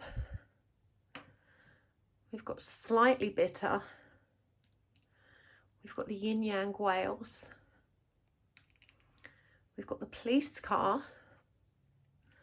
And we've got the Paper Aeroplane with a little heart. And from the tarot coins, see what's come through for you here. We've got the Seven of Swords, the Five of Wands, the Ten of Wands, and the King of Pentacles. So, you know, your person really does want to be committed, but both of you are addicted to the process of staying in control, remaining attractive by making one another jealous. It feels like that's how each of you receives that reassurance. And even though it causes a lot of ructions between you, we've got 7 of Swords here, 5 of Wands. These are both player energies. Now, it feels like your person probably steps into them more than you do. But I think there's a need for both of you to acknowledge what dysfunctional habits you each perpetuate in this relationship in order to be confident and comfortable with one another's commitment or sense of loyalty or attraction. You know, rather than accepting one another's verbal reassurance, your insecurities run so deep that you need to kind of throw these bombs in there to see how the other might react. And each of you needs to be accountable for that. You know, your person is genuinely committed, and I feel like a lot of these dalliances or these suggestions of a dalliance are more to kind of gauge how you actually feel about them, because when you get jealous, they feel powerful. It reassures them that you really care. If you didn't care, you know, if you didn't react when they tried to make you jealous, they would probably try even harder to make you jealous, because they would perceive that you weren't interested enough in them to actually be jealous. And it feels like that's in both of you. But as I said, the message here is about accountability. It's about recognizing how you can't control one another, but you can take responsibility for how you each show up as individuals.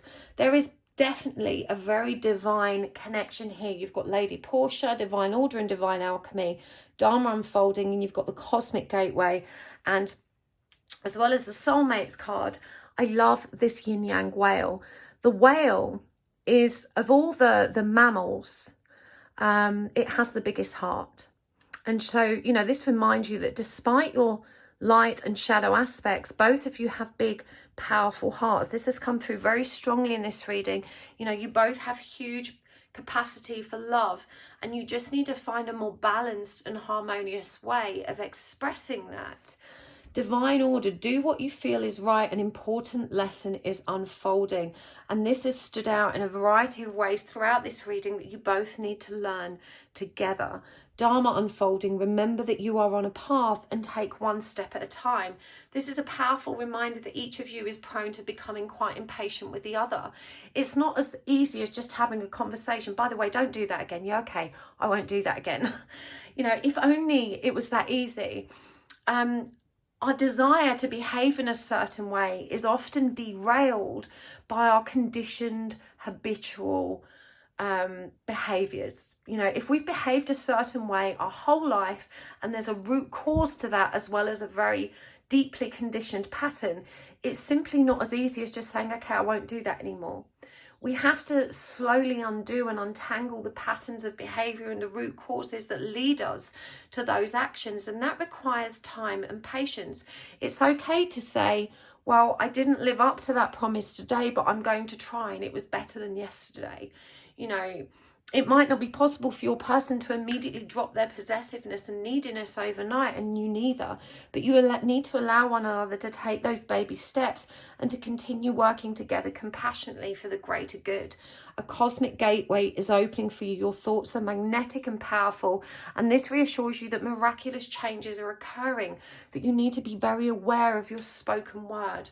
Remember, to spell or to make magic, spell just means to say it out loud.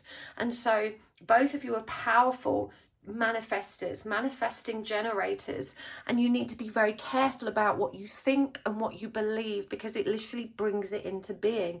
There is a profoundly divine alchemy between you here.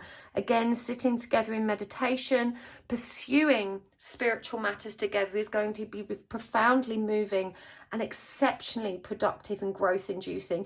It says here, ask and you shall receive. Recognize the power each of you has to manifest, to create abundance. It flows through this connection and it's yours to take. We've got Joan of Arc here, voice of truth. Stand strong, focus on your purpose, release the fear of persecution, and speak your truth. And herein lies the secret to each of you moving beyond these insecurities. Because when you love yourself, when you value yourself, when you like who you are, you release the judgment and opinions of others. You no longer need to use your voice to validate yourself. You no longer need the likes on social media or other people's approval to help you feel good. And that is the trap that you both need to release yourselves from. You are both very predisposed with how others see you and perceive you, and you need to release that and step into authenticity. How you present yourself to the world, what you say, what you do, is entirely focused around what will people say. And that's not a strong place to be. It's certainly not an authentic place to be.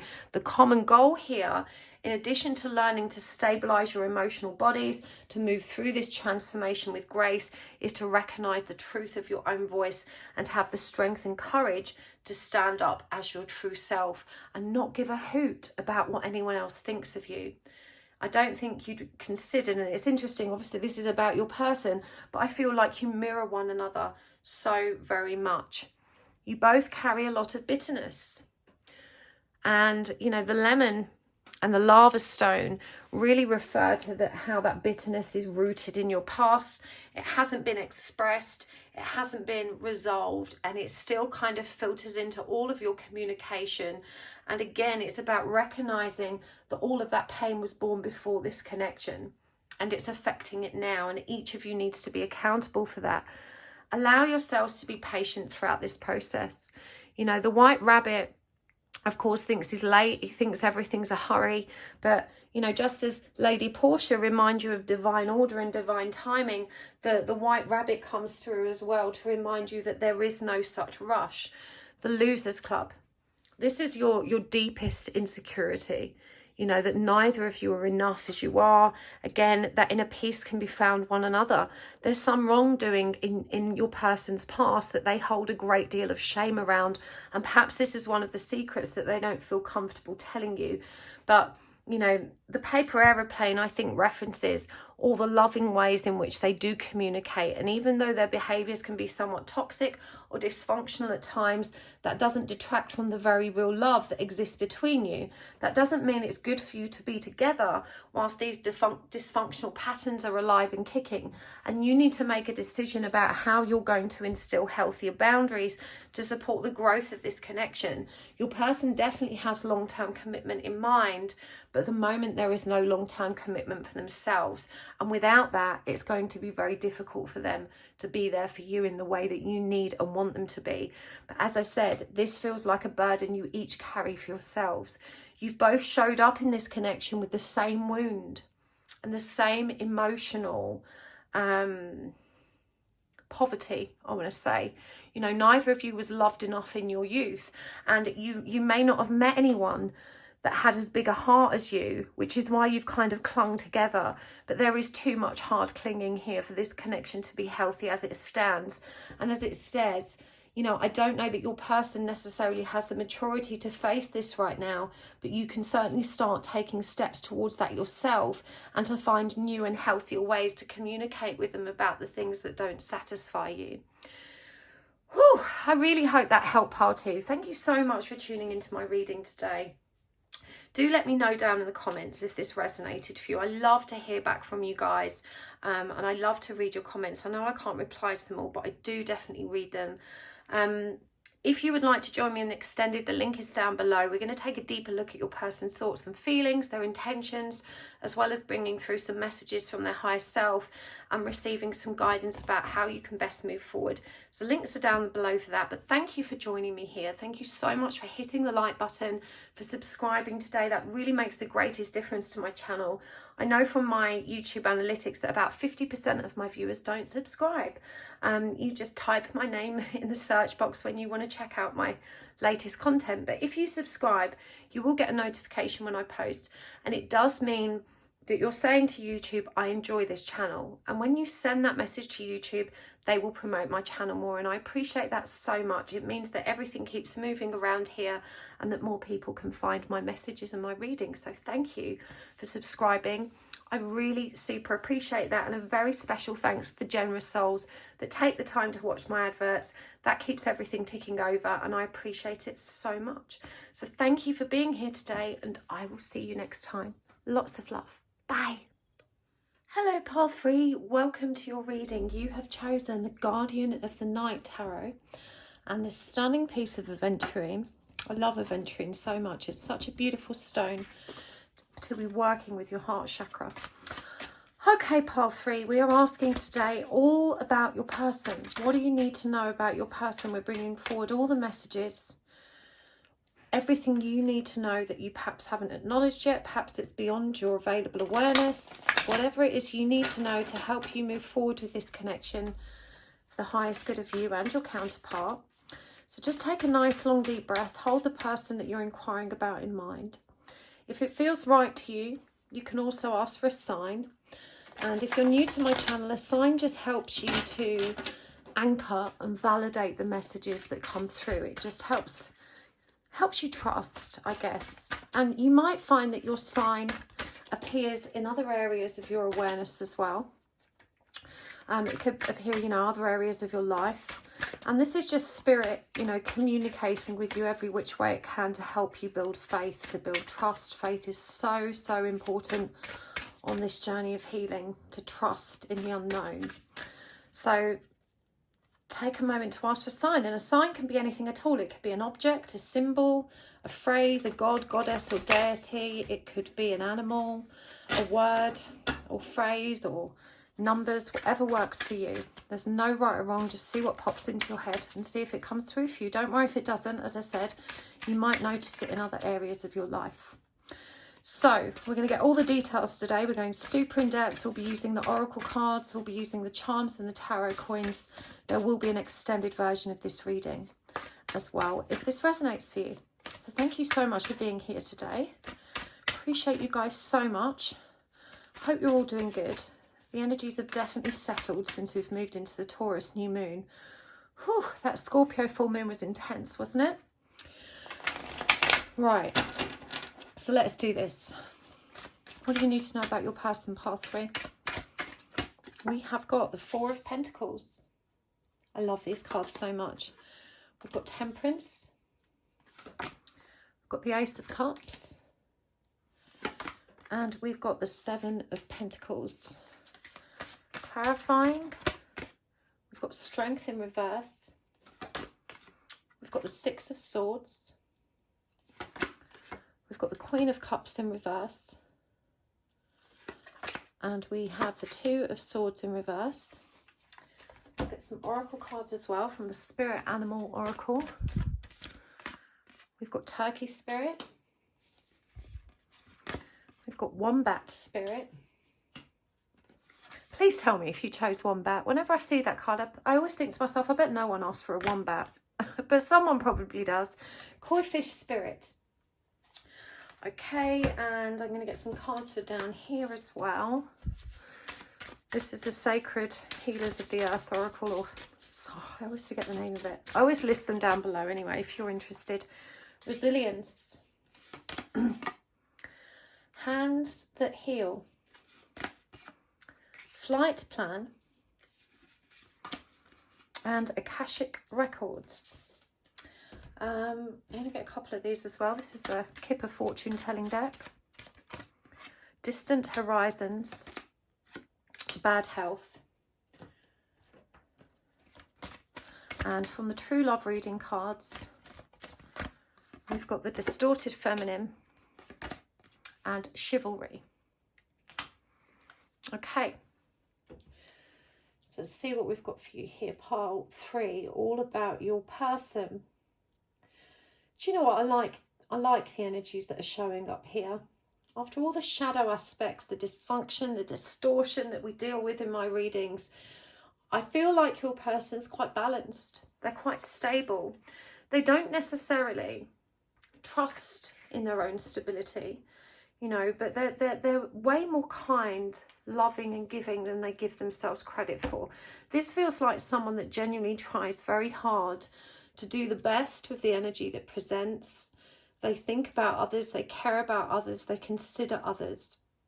And this is someone that's definitely recognizing that they need to heal themselves, that they need to kind of repair their own life, but they're also very selfless to a fault, because this person gives far more than they receive.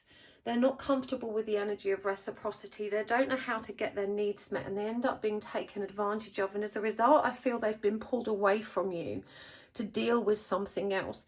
In fact, we've got a number of cards here that suggest this person's had to move away. And I'm hearing that they've had to return home. It may be to deal with ill health, which has come up here. It may be to deal with family issues or family business, but there's a reason they've had to move away, and it wasn't their choice. It wasn't because they really wanted to. It wasn't because it was what was right for them.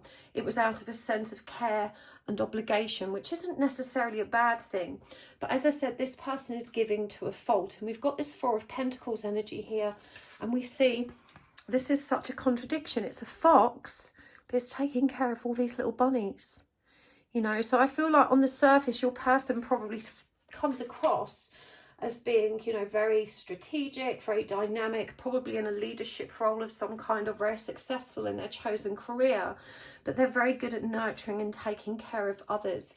And they need that. It may seem like an incredible burden, but this is how they feel good about themselves. It's by giving, it's by taking care of other people. And again, this is both a strength and a weakness for them. We've also got be at home here with that wombat spirit. I've only just noticed that. And that energy of chivalry, the energy of doing what's right. Again, we've got flight path, distant horizons. You know, the energy of this person having to move away or go somewhere else. We have got temperance. Now, this is a beautiful energy, but it's clarified by the Six of Swords, which is also that moving away. And it feels like that's disturbed the balance. It's disturbed the potential for this new relationship to really come into bloom. We have got the Ace of Cups here, and I do feel that this person feels very passionately, very lovingly towards you. But with the Queen of Cups in reverse, this is someone that perhaps isn't very good at meeting their own needs, and therefore the needs of their very significant partners. They tend to be swayed and pulled in other directions, in particular by their career, the demands of their career and the demands of their family. And so it may feel like you come last, you know, that you're never at the top of their list of priorities because they have so many other things and people to take care of. And they wanted to invest in this connection, but with the Two of Swords in reverse, it feels like that decision was taken away from them. Now, I appreciate this is a very bitter pill for you both to swallow, and I do feel there was a lot of sadness in this parting. But it does say here as well, I've only just noticed this too, give with gratitude and grace. You know, everything happens to a reason, and this person's mission right now is to kind of care for others. It's through caring for others that they're eventually going to be led back towards themselves, caring for themselves. You know, it says here toughness, endurance, perseverance. This person's always had to put their own needs, their own dreams kind of by the wayside to care for others. And we have got hands that heal here. You know, this is someone that is very good at taking care of others. They have a very healing, beautiful presence about them, and a deeper knowing, an archaic wisdom that defies how they actually present to others, because they may not be very spiritual by nature, but they do believe in the energy of love and compassion. They believe that that's what uplifts humanity, and that is a very spiritual outlook in and of itself. They're quite philosophical, but perhaps somewhat atheist in their spiritual beliefs. They don't necessarily believe anything beyond the realms of science, and so it's very difficult for them to align with the spiritual understanding that you present in this connection, but they still listen with an open heart. These are actually such lovely energies. As I said, this is someone that's quite balanced, but they're very attached to that giving energy, and unfortunately it feels like right now they're not giving that energy in your direction. We have got the distorted feminine coming through here, and for me this kind of presents the energy of imbalance of an emotional and intuitive nature. And that's to say that whilst they're very practical, they're very giving, you know, they can show up and be very supportive in very practical ways, perhaps taking care of people financially as well as practically, and health wise, they're not very good at managing their own emotional depths. This is someone who doesn't really communicate at an emotional level, someone that's not entirely comfortable really opening up. Yeah, they're good at listening to others, and they're very receptive when it comes to listening to others, but they don't know how to dig deep down into their heart space and bring all that loving energy forward in a meaningful or expressive way. And so they tend to be maybe quite cold. I know this sounds really strange, but you know, when Eckhart Tolle speaks, there's kind of not a great deal of tone or inflection, and he's just kind of, you know, on a very kind of even keel when he communicates. It's that kind of energy, something very still, very stable. It's very gentle, but it doesn't contain that spark of passion or romance that you long for. And deep down, this person has a very romantic heart. You know, it does feel like they are genuinely very, very sweet and do have the capacity to be very, very loving, but they're simply not romantic. They're not passionate. They're not deeply expressive. They tend to keep things under their hat when it comes to using words, and they tend to express themselves with actions instead. To this person, love is very much a doing word.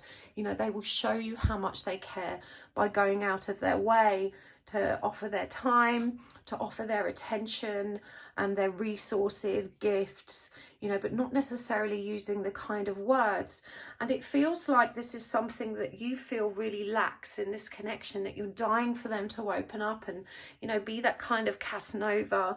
And so, you know, I think Spirit wants to reassure you that even though this person perhaps hasn't communicated the depth of their feelings, the depth of their love, and they're moving away, and that's kind of led you to believe that perhaps, you know, this connection wasn't as special as you first thought. That simply isn't the case. This person's following the obligation of their soul. It does very much feel like that. You know, they've been called to move in a direction that has I'm hearing was always meant for them. This is a cycle or pathway that they absolutely needed to align with and to take. And that even though it looks like a dramatic act of selflessness or letting themselves down, you know, they've given into it with grace. They know where they need to be right now, and their higher self is asking for your understanding in this as well, and to truly not take this personally. We've got Justice in reverse, the Ace of Wands, so you've got bat, spider, so many different symbols coming through here. Turtle, killer whale, you've got two frogs, lots of spiders, snake and mouse. There's a bird here, I think it's a magpie. The raccoons and lemurs with 6 of Wands in reverse, 10 of Swords in reverse.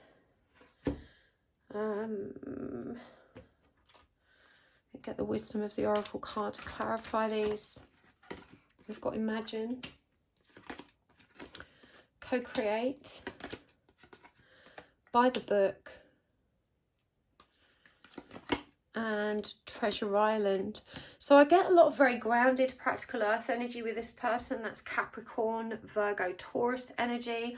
And when Justice comes up in reverse and is represented here by the bat, which can be described as a representation of our shadow aspects, of finding our way in the dark, you know, whatever this journey that they're taking is, whatever this going home, taking care of other people, this energy of obligation that has pulled them away from you, it very much was needed for them to learn a very important lesson and bring important elements and shadow aspects in their life back into balance.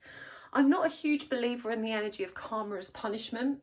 I prefer to think as karma as a neutral energy, neither good nor bad, but it definitely feels like they're bringing a cycle to full completion. This is an experience they've been through before, and they needed to experience it from the other side of the fence. We've got the Ace of Wands here, and this really is a beautiful new beginning, because in this separation, this person begins to weave a different web. And I'm hearing this is very community oriented. There is some kind of grief here that needs to be resolved as well, and they're going to need solitude to work through that period in their life. And so even though it feels like, you know, everything was going swimmingly and you've been torn apart rather unexpectedly, Spirit's asking you to recognize the value and the gifts contained within this aspect of your joined experience. When the 6 of Wands comes up in reverse, you know, this definitely isn't so much a move towards materialism, accomplishment or success.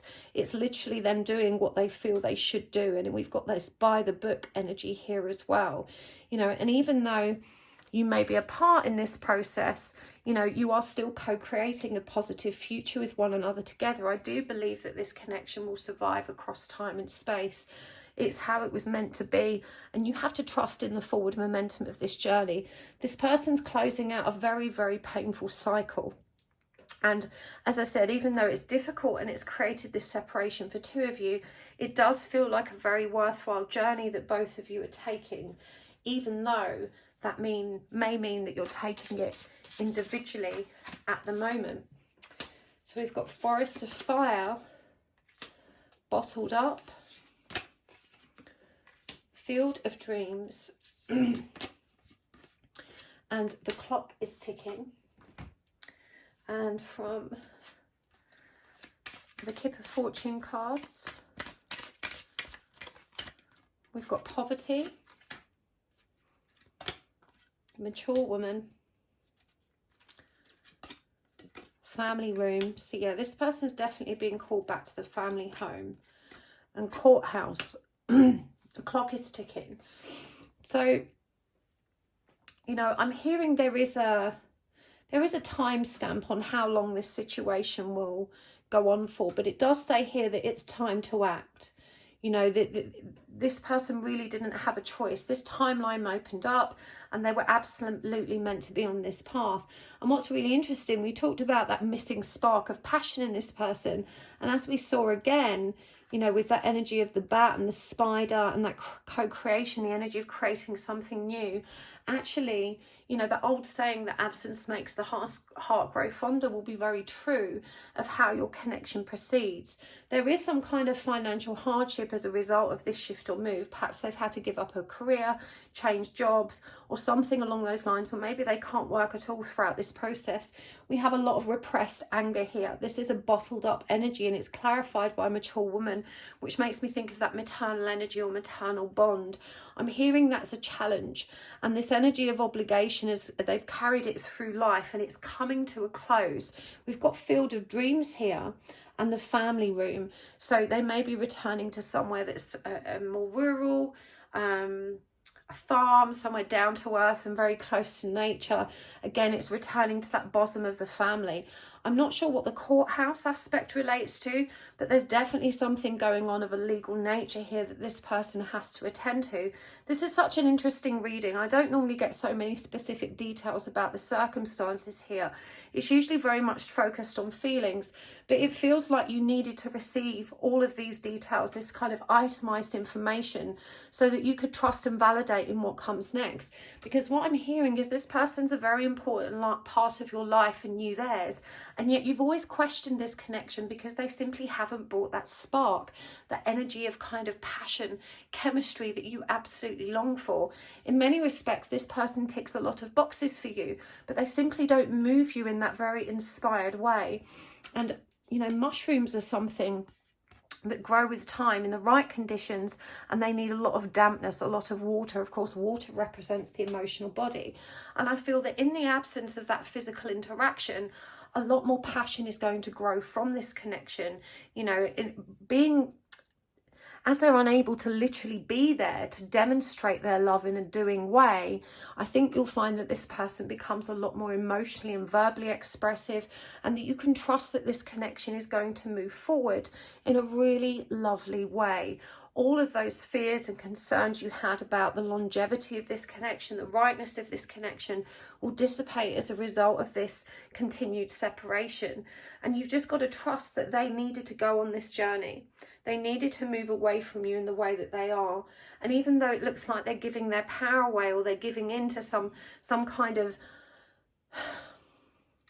It does feel like a guilt-driven obligation. You know, you've got to do this, you must do this. It feels like there wasn't a great deal of choice surrounding that for them, but in truth it is a gift for them, and it will work out okay, and they're going to learn some valuable lessons as a result of this. We've got the King of Cups, the Knight of Swords, the Emperor in reverse, and the Three of Pentacles. So coming through more killer whale energy. You've got a fish here, an owl, a ram, the stag, and the wolf. So many animals coming through for you guys. I love this deck so much. So This is Scorpio energy. This is the rising of the phoenix, the resurrection. This person needs to go back to the childhood experience to relive the darkness, to relive the trauma, to relive the dysfunction so that they can see it with a clearer perspective. This is going to inspire much clearer communication and a lot more forward momentum. And we see with this crescent moon and this star shining in the background, both symbols of optimism and intuition, that this is actually the beginning of something completely different in terms of this person's awareness. We see them addressing their distorted masculine energies, and bearing in mind we've already got the distorted feminine. The distorted masculine is someone that feels weak. The distorted masculine is someone that doesn't feel in control of their life or feel like they really have authority over their own destiny. And so that's what we see them actually transcending through this process. And with the Three of Pentacles, it has to be a collaborative effort with the very same people or family that created this weakness or dysfunction in them in the first place. It's like they're being asked to revisit that experience from this much more grown, more mature and wise perspective so that they can truly see it for what it was. This person may have previously been very defensive or a little bit too kind in the face of the kind of treatment they grew up with. And I feel like they may have grown up in a very privileged environment in terms of monetary and material stuff, but perhaps were devoid of emotional support and affection, which is why they struggle to express that to you. And so again, there's a need to recognize where they come from, how they were raised, and the kind of lessons they've had in terms of how to interact with others. It's not that this person doesn't love, it's certainly not that they're cold. They have a very big, very loving, very caring heart, but they have been taught to kind of care for others first, and loving you feels like a selfish thing because it's for them as much as it's for you. And if you're questioning how this person can kind of, you know, step away from you or put someone else's needs first, it's because it's not about you and them. It's about this crushing sense of obligation that they've been conditioned to meet for a very, very long time. And again, you know, by moving back towards it, even though you think they're kind of jumping back into the fire and that this is somewhat misguided, in actuality, they're going to come back renewed from this experience, and they will come back, is what I'm hearing. What else do you need to know? Reparenting yourself, resolving conflict. Wow. The distorted masculine, that's come up there over the Emperor again, and the Rainbow Reviver. And let's get some more of these. This is the Sacred Earth Healing deck. Pick up your sword. Frozen in time. Fantasy. And spiritual alignment. This is absolutely beautiful. So, you know, through revisiting this childhood experience, but with a more mature perspective, this person is going to learn how to take a stand, how to be heard. They're going to learn how to care for themselves and to give themselves the love and affection that they so desperately longed for as a child. The resolving conflict feels like sibling rivalry or discussions or something along those lines. It says frozen in time, and I feel that, you know, it says here avoiding change, stuck in the past, or being stuck, locked in the past, and the time here is 10 to midnight. Now, bearing in mind that 12 is the number of the Hanged Man, it's a dramatic shift in perspective, and so that's where we see the clock heading towards. Actually, it's 5 to 12, I beg your pardon. 5 is the number of transition and change. So, you know, they needed to go back. There is so much left unsaid, so much left unresolved in that family dynamic that offers this person the key to their understanding of self, the key to their healing, and the key to their own progress. Again, this distorted masculine energy comes in. You know, the only control they've had of their life is to be methodical, planning. This person's probably OCD in the way they plan things. You know, they're constantly looking towards the future. They've probably got a 5 to 10 year plan of where they're going. You know, they're just very organized. I wouldn't be surprised if this person folds their underwear and has it color coordinated assassinated or something, because that's how they stay in control. You know, any area of their life where they can have power and no one can take it away from them is where they exert that sense of authority, because they feel so out of control in other respects. And so they may have also been very focused on their material world, their career, their studies, you know, keeping their life in order in a way that other people can't interfere with, because that's what helps them feel powerful. In their heart, in their dreams, in their mind, they're flying away to other lands and doing exactly what they want without fear of judgment. But it feels like their life path that they've taken so far was very much with the aim of kind of appeasing those around them, appeasing the family, seeking approval from the family, and making sure not to step too far out of the lines that had been kind of drawn in the sand. This whole experience is leading them back to themselves.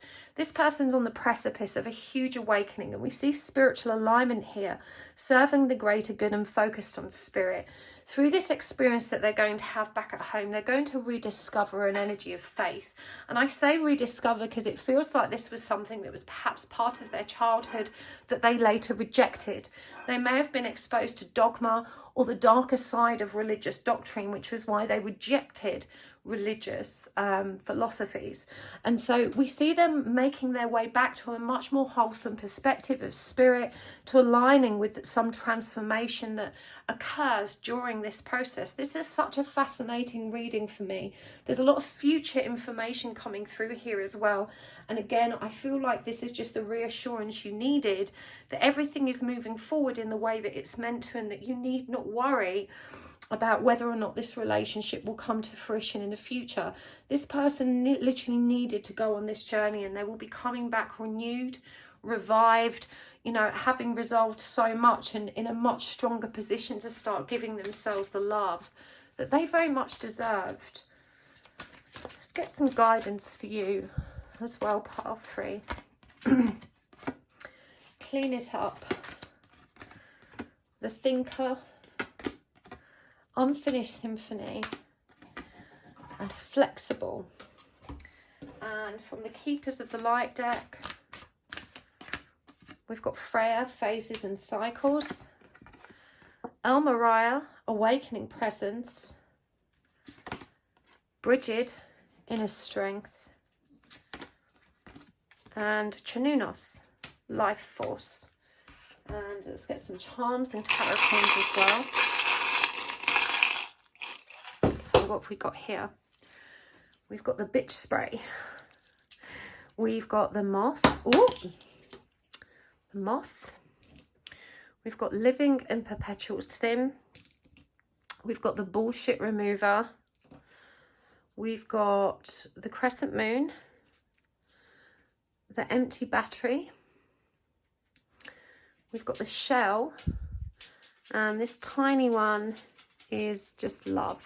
I don't know if that's focusing, but it says love. Okay. And from the tarot coins,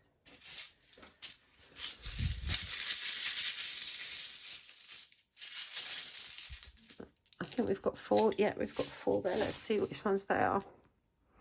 We have got the 9 of Swords, the Wheel of Fortune,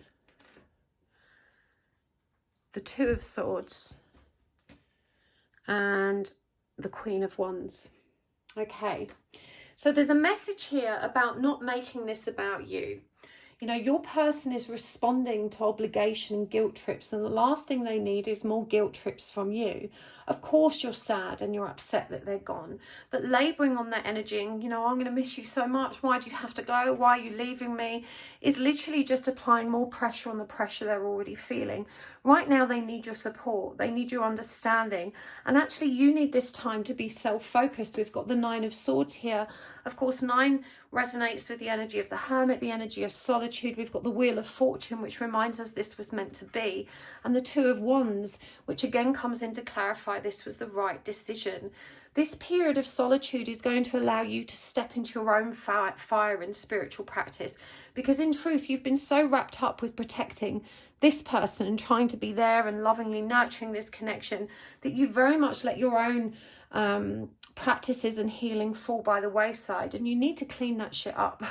You know, this is about really learning to take care of yourself, and this whole process has created the opportunity for you both to do that. You're really not recognizing the power and the gift that was in that. So, you know, you may have been pretty harsh with them. I don't think necessarily intentionally so. As I said, it's more the case that, you know, oh, why do you have to go? I'm going to miss you so much. But you need to understand how much pressure this applies to them and how triggering that is, how bad they feel as a result. And in their mind, they don't have a choice. And it doesn't help for you to say, of course you have a choice. You need to be stronger. You need to stand up for yourself. You know, you need to not be so weak with these people.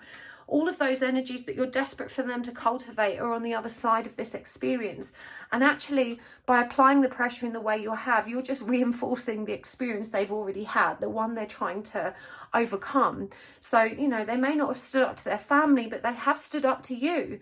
And, you know, they've been quite clear that this is something they have to do. And this time is going to give you both the potential to think things through and to awaken to your own presence and your own strength. You know, you've got bitch spray and bullshit remover here.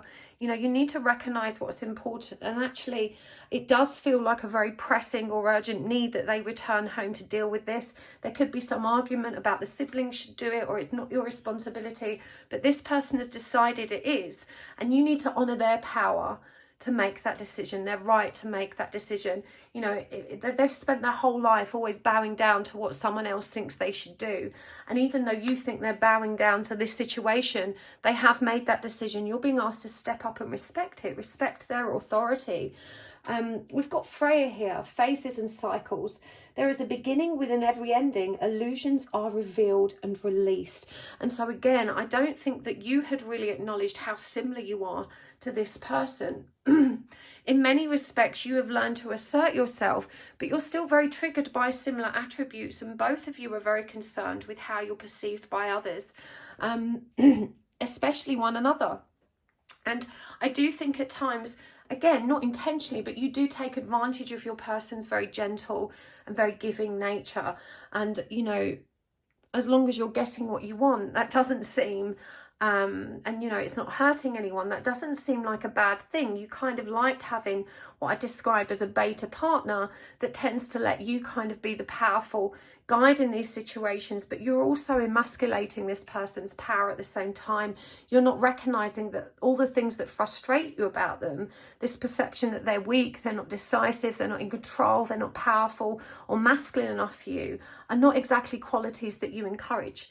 In fact, you know, with your own sometimes overbearing nature and desire to get what you want, you very much dominate or overwhelm them with your needs, and not wanting to disappoint you, most times they give in.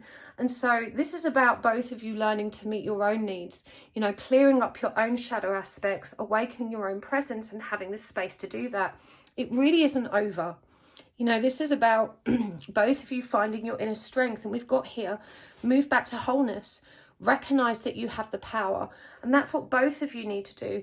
So you're being called to be more flexible in this situation, you know, to lovingly allow them to do what they feel they need to do, to support them in that, to willingly communicate that, you know, this is good, I've got your back and I'm proud of you. And, you know, I know that I've expressed how pissed off I am about this, but actually I'm proud of you. I respect your decision, and, you know, I'll be here with an open heart when you're ready to return. It says as well, express your driving passions, sensual and sexual powers are increased. And again, this is something else which is really important in this connection, this Queen of Wands energy coming through. We've got fire here with the Bridget element as well, and this promise of that kind of passion returning, a spark of creation, bringing something new to life in this situation. There's a lot of guilt both in this connection, in you, in this person, in their experience, living in perpetual sin. You know, you're being called to recognize that at your heart, you're both very, very pure, and that there needs to be no judgment and a lot more compassion. The moth is a representative of coming out of the dark and moving towards the light. And this is where both of you will find your salvation. You know, this is where both of you are literally brought back to life in a much more empowered and awakened way. And it says here, the universe is with you. Wear a cloak of protection and love. You know, surround yourselves by light, radiate light, spend time focusing on compassion. Your person is going to come out of their shell. And I know that they're not nourishing you at an emotional level right now, but they are running on empty. You know, it doesn't mean that there isn't love here. There is so much love here. And the opening up of their intuition is what's going to allow that love to bloom in a way that's really going to move you and ignite that spark of passion that you felt was missing so far. Oh, I hope that was helpful, pile 3. I'm going to take this over to the extending now. We're going to take a deeper look at this person's thoughts and feelings. We're going to look at their intentions. We're going to get some messages from their higher self.